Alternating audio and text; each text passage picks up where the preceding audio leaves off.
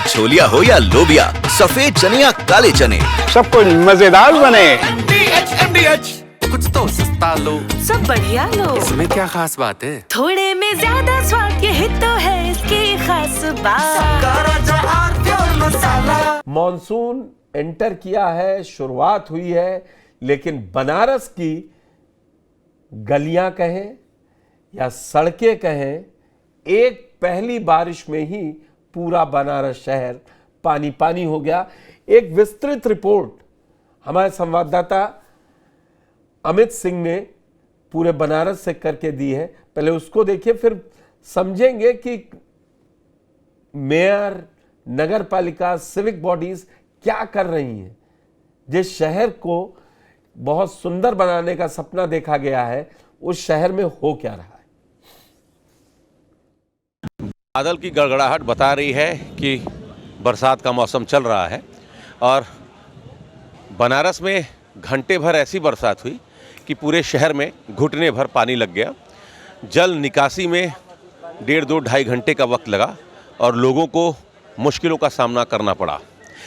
जिस समय हम ये बात आपसे कर रहे हैं, ठीक इसी समय बनारस के बजरडीहा इलाके में एक गड्ढे में गिरकर 7 साल के बच्चे की मौत हो गई, पानी में डूबकर। चूँकि गड्ढा लबालब पानी से भरा हुआ था और किसी को पता नहीं चल पाया।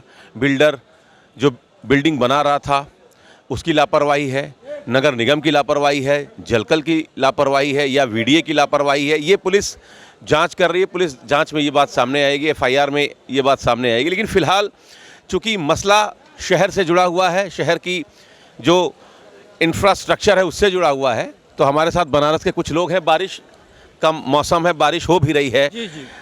घंटे भर की बरसात में बनारस की पोल खुल गई। कहा गया कि 11 साल में 40,000 करोड़ का जो निवेश है, इन्वेस्टमेंट है, या यूं कहें कि बनारस शहर में 40,000 करोड़ रुपए लगाया गया है। स्मार्ट सिटी के नाम पे, डेवलपमेंट के नाम पे, इंफ्रास्ट्रक्चर के नाम पे, स्टेडियम बन रहा है, सब कुछ हो रहा है और घंटे भर की बरसात में पोल खुल गई। देखिए, शहर के विकास के लिए वाराणसी विकास प्राधिकरण ने मास्टर प्लान बनाया हुआ है। मास्टर प्लान बनाने में करोड़ों रुपए खर्च हुए हैं। हमको वीडीए के, नगर निगम के और जिलाधिकारी के जो भी प्रतिनिधि हैं, नुमाइंदे हैं, वो ये बता दें कि मास्टर प्लान में जल निकासी के लिए उन्होंने क्या प्रावधान किए हैं। आपको बताना चाहेंगे कि इसी जिलाधिकारी महोदय के यहाँ अराजी नंबर 234, 235 मौजा लच्छीपुरा, अराजी नंबर 14 मौजा जैतपुरा पे अवैध बैनामे, अवैध कब्जे के बारे में डीएम अवनीश अवस्थी साहब ने 99 में आदेश किया था। उन्होंने उस पर दाखिल खारिज कर दिया। यहाँ के नायब तहसीलदार ने उस अराजी 235 पे दाखिल खारिज कर दिया।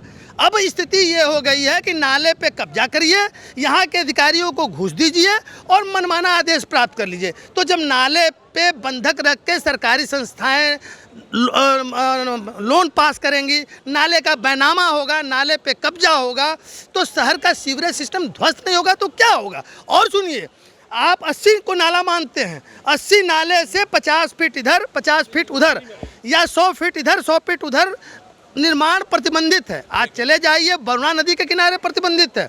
लेकिन जब किसी को अतिक्रमण हटाना ही नहीं है और अतिक्रमण बनाना है, एक अल्पसंख्यक वर्ग का एक होटल 100 कार्ड तोड़ा गया, 100 कार्ड तोड़ा गया, जबकि हजारों होटल वरुणा नदी पे बने हुए हैं। वो कब टूटेंगे? यदि नहीं तोड़ेंगे तो फिर काहे का विकास कर रहे हैं? आखिर विकास कहाँ पे करेंगे? खाली कंक्रीट का जंगल बनाना चाहते हैं आप बनारस में?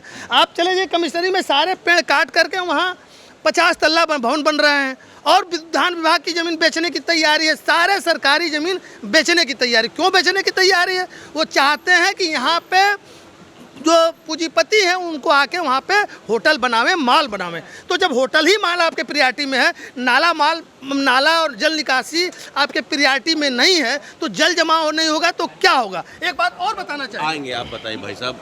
ये जो स्थिति है, मुख्यमंत्री हर महीने बनारस आते हैं, विकास कार्यों की समीक्षा करते हैं, प्रधानमंत्री जी की सीधी नज़र है, उनका अपना संसदीय क्षेत्र है, दुनिया भर के जो भी बड़े लोग हैं बनारस आते हैं। इतना होने के बावजूद ये स्थिति है कि घंटे भर की बरसात ये शहर नहीं झेल पा रहा। एक्चुअल में सबसे प्रथम कारण भ्रष्टाचार जो चरम पर है। अभी माननीय उप मुख्यमंत्री महोदय आए थे तो उन्होंने बताया था कि प्रत्येक वर्ष 14,000 करोड़ रुपया वो जल निकासी और नाला वगैरह के लिए देते हैं वो। लेकिन ये देते हैं और लेने वाले लेते हैं, काम क्या होता है कोई नहीं मालूम है। हकीकत ये है कि ज़मीन पर कोई कार्य नहीं होता है। अभी कुछ दिन पहले आप ही लोग के माध्यम से या फिर समाचार पत्रों में भी छपा था कि नालों पर से अतिक्रमण हटाया जा रहा है। वो अतिक्रमण कौन हटाया है? जिस नाले पर, जो नाला बहुत नीचे नीचे तक है जहाँ जाम नहीं लगता है, उस नाले पर अगर कोई गुमटी ठेला रखा तो उससे अतिक्रमण को हटा दिए।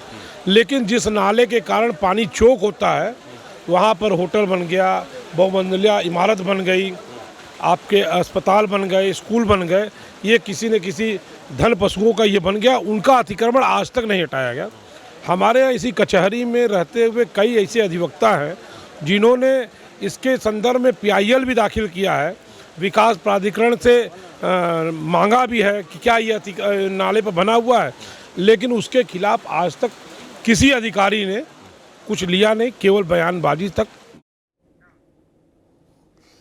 तो जो तस्वीरें हैं वो काशी की हैं और इस समय मेरे साथ अमित सिंह जुड़ चुके हैं। अमित सिंह, आप जहां खड़े हैं पीछे भी जल जमाव की तस्वीरें हैं और जो आपने रिपोर्ट भेजी है उसको देखने के बाद नहीं कहा जा सकता है कि यहां अरबों रुपए का पैसा खर्च किया जा चुका है।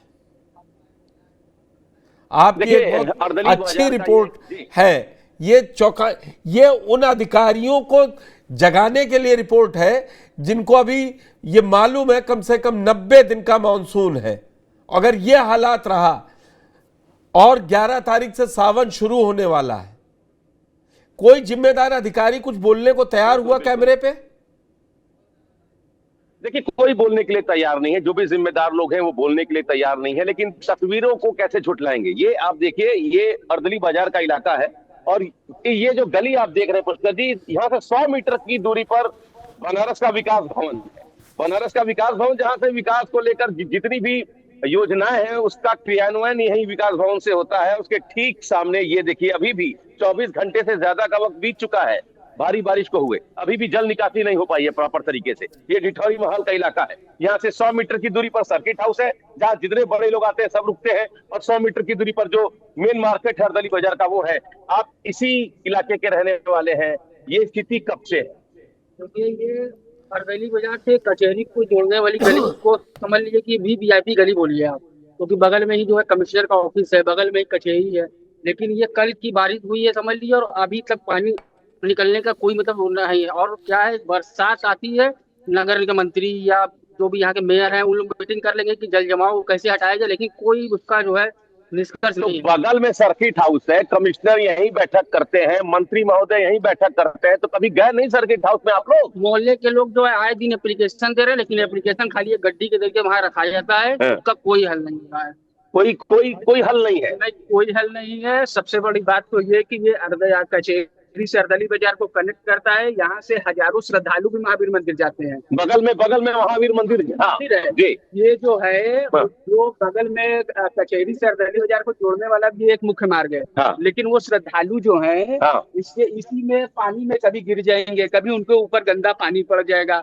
ये हम लोग, ये सीवर का पानी है, ये सीवर का भी पानी है, ये सीवर का पानी है पुष्कर जी। जी, अगर यहाँ पे बारिश अगर आधी घंटा भी हो जाएगी तो ये एक पोखरे के तरह बन जाता है। और ये यहाँ पे जितने भी श्रद्धालु जाएंगे, कम से कम 17-18 घंटे बीत चुके हैं, तब आलम ये है बारिश का। 18-20 घंटे मतलब मोटी 24 घंटे बीत गए, तब ये तो पानी निकलेगा कब तक? कितना समय चाहिए? ये इन लोग को देखे जाए, नगर निगम का ये काम है, नगर निगम लोग देखा जाए कि करवाना चाहिए, उसको पूरा ओके करना चाहिए, तब ना होगा। तो नगर निगम, कभी आप लोग गए, कभी नगर आयुक्त से, मेयर से मिले कि भैया इस सीवर के पानी पर हम जिंदगी जी रहे हैं और 40,000 करोड़ इसी सर्किट हाउस में डिप्टी CM आके बताए कि 40,000 करोड़ बनारस में खर्च हुआ है, तो ये तस्वीर है बनारस की। अब आम जनता को जैसे 15 लाख रुपया पर पर्सन को खर्च हुआ है, इसी तरीके से 40,000 करोड़, 2,000 करोड़, 20,000 करोड़, 200 करोड़, जब भी मोदी जी आएंगे, योगी जी आएंगे, नहीं, ये तो जो है सीधे तौर पे अमित ये सीधे तौर पर प्रशासनिक अधिकारियों की लापरवाही है, जिन्होंने करोड़ों रुपए नालों की सफाई पर खर्च किए गर्मियों में और बजट पास करा, लेकिन 1 घंटे 1.5 घंटे की बारिश ने पूरे शहर की पोल खोल कर रख दी है। और हम ये तस्वीरें इसलिए दिखा रहे हैं कि ये तस्वीरें वहां तक पहुंचनी चाहिए जहां से जिम्मेदार अधिकारियों पर कार्रवाई का काम शुरू होगा। ये दिखाना इसलिए जरूरी है क्योंकि काशी है ये, और सावन के महीने में यहां पर देश विदेश लाखों की संख्या में लोग आते हैं और वो ये तस्वीरें देखेंगे तो क्या होगा। क्या मेयर से आपने बात करने की कोशिश की थी अमित? देखिए, कोई भी जिम्मेदार जो अधिकारी है, जो जनप्रतिनिधि है, वो इस मुद्दे पर बात करने के लिए बिल्कुल तैयार नहीं है। उनका ये कहना है कि डेवलपमेंटल प्रोजेक्ट चल रहे हैं और जब वो पूरा हो जाएंगे तो निकासी की समस्या भी अपने आप खत्म हो जाएगी। लेकिन ये जो उत्तर है, ये पिछले 7-8 साल से यही उत्तर सुनने को मिल रहा है कि बनारस में बहुत सारे प्रोजेक्ट चल रहे हैं, इस वजह से ये सारी समस्याएं हो रही हैं। लेकिन हकीकत ये है कि मशीनरीज के बीच जो संस्थाएं हैं उनके बीच कोई कोऑर्डिनेशन नहीं है। हमने रोपवे में देखा कि किस तरीके से जल संस्थान, नगर निगम और स्मार्ट सिटी के बीच कोई तालमेल नहीं रहा। रोपवे से सीधे बाबा के दर्शन कर सकेंगे, जल चढ़ा सकेंगे, तो शायद इसीलिए सड़कों पर ध्यान कम है। अमित, आप इसी तरीके से अच्छी अच्छी रिपोर्ट भेजते रहिए और लोगों तक इसकी हकीकत पहुंचे। आप हमारे साथ जुड़े, बहुत बहुत धन्यवाद। तो बड़ी खबर में ये तस्वीरें जो हमने दिखाई आपको, ये वाराणसी की थी, काशी की थी कि बनारस की, हर तरफ एक ही नज़ारा था और सिर्फ घंटे भर की बारिश ने ये नज़ारा खड़ा किया था। अगर सोचिए मूसलाधार बारिश पूरे दिन हो जाए तो बनारस का क्या हाल होगा। शायद इसीलिए अखिलेश यादव ने भी इन्हीं तस्वीरों को एक्स पोस्ट पर शेयर भी किया है। तो ये उन अधिकारियों की जिम्मेदारी दिखाती है कि जिनको जिम्मेवार बनाया गया है वो कितने जिम्मेदारी से अपना काम कर रहे हैं। धन्यवाद।